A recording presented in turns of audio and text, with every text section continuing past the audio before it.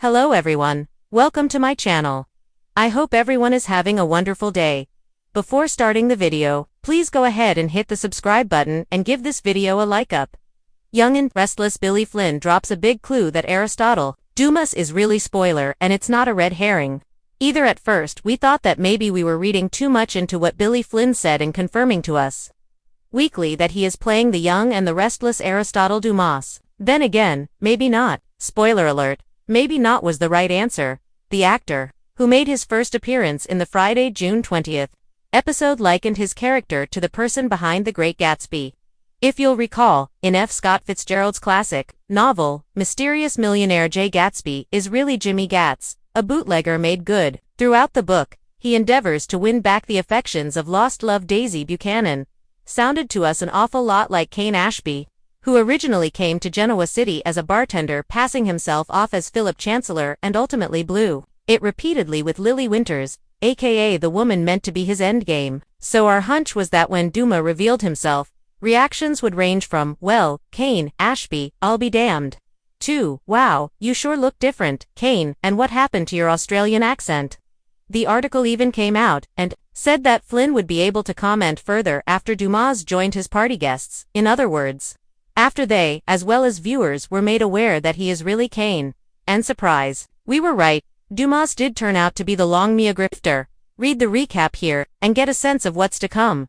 Lily's former spouse was originally played from 2007 to 19 by Daniel Goddard, who is now a regular on General Hospital as Professor Henry Dalton. When Billy Flynn joined The Young and the Restless as the enigmatic Aristotle Dumas, viewers immediately suspected there was more to the charming billionaire genius than met the eye. Now, after weeks of cryptic dialogue and dark backstory reveals, Flynn himself has dropped a massive clue that has sent fans into a frenzy.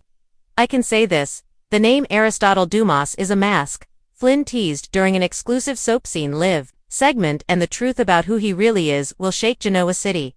It's not a red herring, it's the endgame. Strangers in the BORDROM. Since arriving in Genoa City, Aristotle has rapidly made waves at Chancellor Winters, sweeping in with promises of innovation, tech acquisitions, and global expansion.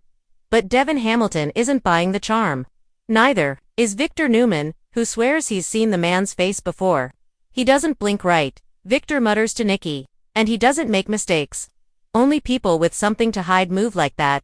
At a press conference, Aristotle introduces a new AI venture, citing his mentor Alexander Barrington, a name that sends Christine Blair reeling. Barrington died in a plane crash 25 years ago, or so everyone thought. A face from the PST. Christine digs into old WITSEC files.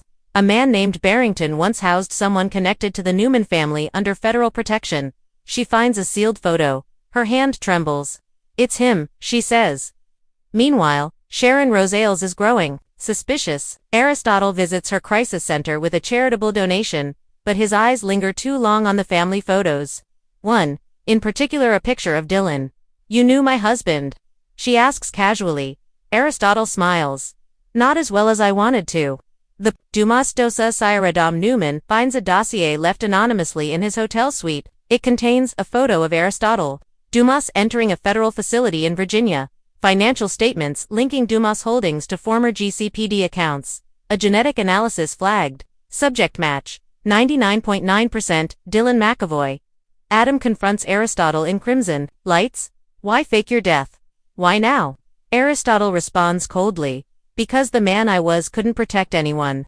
Sharon's HIRTBRAAK. Sharon confronts Aristotle alone. It's you, isn't it, Dylan? He nods, eyes wet. I had to disappear. The cartel was going to kill everyone I loved. I made a deal. They made me vanish. Sharon is devastated. You let me mourn you. You let me build a life. And now you want what? Forgiveness? No, he says. I want to stop what they started. And I can't do it as Dylan McAvoy. Undercover and plain CHT flashbacks reveal how Dylan became Aristotle. A Black Ops mission went south. He disappeared, rebuilt himself, and learned how to move through elite circles, gathering intel on a global syndicate that now has ties to Newman Enterprises through shell companies. Victor finally confronts him. I know who you are, and I know what you want. Then help me stop them, Aristotle says. Or get out of my way.